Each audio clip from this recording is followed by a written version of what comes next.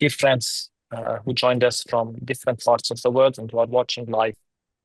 Um, it's really hard to continue to speak about this ongoing tragedy that is unfolding in front of the whole world to see in Gaza, and we feel broken and helpless, unable to stop this.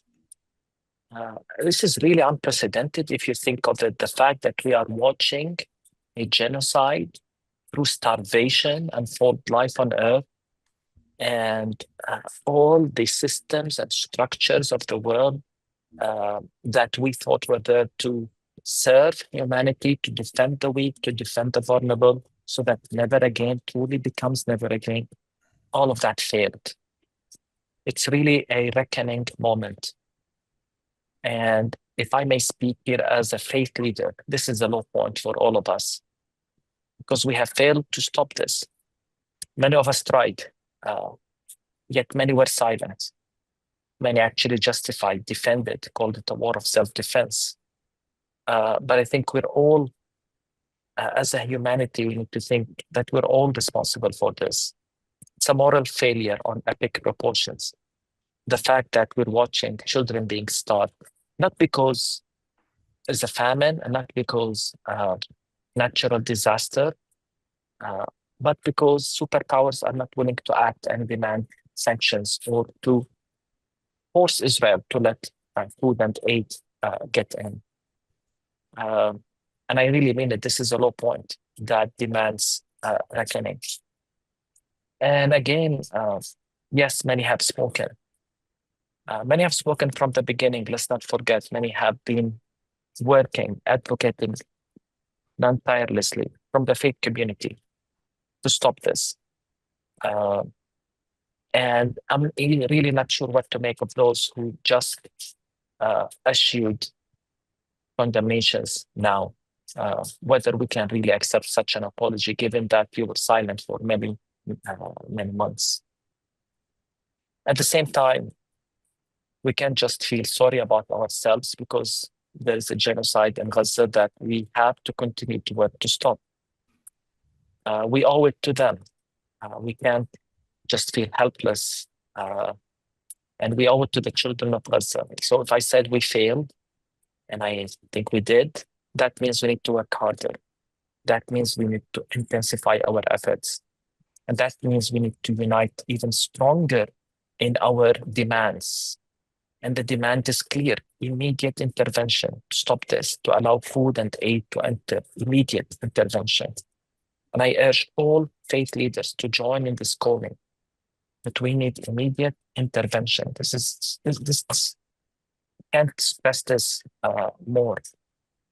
And at the same time, we need to really think beyond that. How did we allow this to happen? And we need to call for sanctions. And we need to ask how did Israel get away with this? Because no one's held accountable. And if we created and invested in all of that, I'm talking now we as collective humanity, invested in these structures, these systems, the International Court of Justice, the International Criminal Court, United Nations, and then we failed to stop a genocide that we're watching, then what would we have? So this is really an urgent moment. This is a very, very serious moment. And I would even go beyond just demanding sanctions to call for boycotting those who are complicit in this genocide, who are not willing to even recognize the events in Gaza as the genocide, because it's an assault against the humanity of the Palestinians, especially the children of Gaza who are being starved today. So it's time to mobilize with strong demands, not just a ceasefire and immediate intervention. And again, I urge my fellow faith leaders, don't just condemn, don't just be appalled, don't just say we are concerned, but demand action, demand accountability, boycott if needed, demand sanctions and weapons, make your voices heard, mobilize in streets and grassroots movements, because again, this is a very, very dark moment in our history that demands different responses. Let's remember what's at stake: the failure of a whole system. It's Palestine now, it's Gaza now, God knows who's next. We are enabling the rule of might is right. Is this the kind of future we want to leave to our children? And if state leaders are not the first to move and act and demand change, then who will? And maybe in the end, just a word to the people in Gaza. I don't know if they can watch this. And as I watch the starvation, the humiliation, even being still waiting to get food, uh, I want to just assure them that they have dignity. The world does not. They have honor. The world and world leaders do not.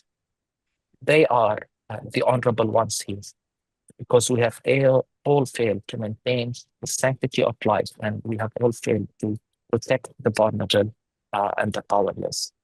So let's continue in our efforts and demand immediate intervention. Let aid enter, ceasefire now, and let's hold those who allowed this accountable.